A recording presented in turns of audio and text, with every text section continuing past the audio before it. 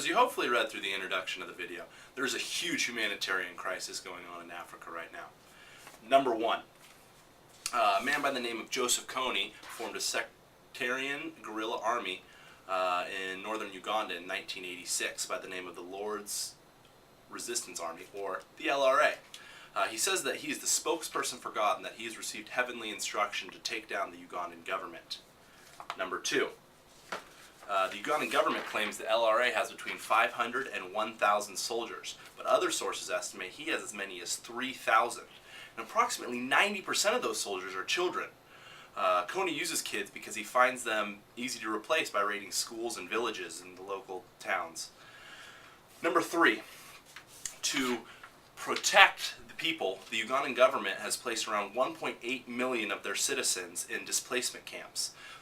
Though this has reduced the number of abductions of children and other family members, it also prevents the people from receiving education or being able to work.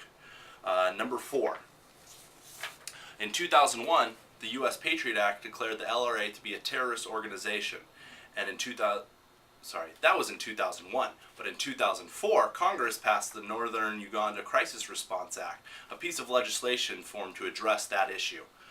And then in 2005, the International Criminal Court issued arrest warrants for Joseph Kony and his four main henchmen. That brings us to number five. In July of 2006, because of international pressure, Joseph Kony engaged in peace talks, and then in August he signed a cessation of hostilities agreement.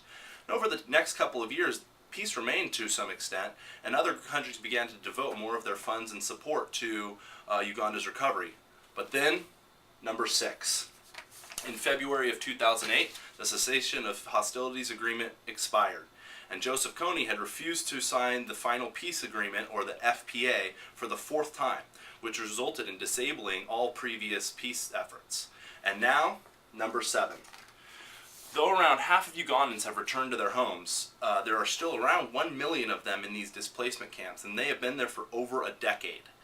And now also the LRA has taken their violent acts outside of Uganda and into the Democratic Republic of Congo, Central African Republic, and Southern Sudan, and they show no signs of slowing down.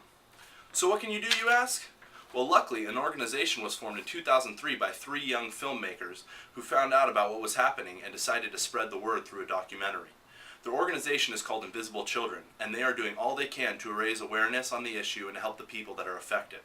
For example, I just participated in one of their events last Saturday night. It was called The Rescue.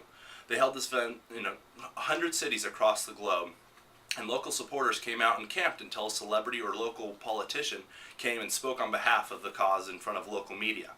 Another way to help is by providing education to the children in these displacement camps through their program Schools for Schools.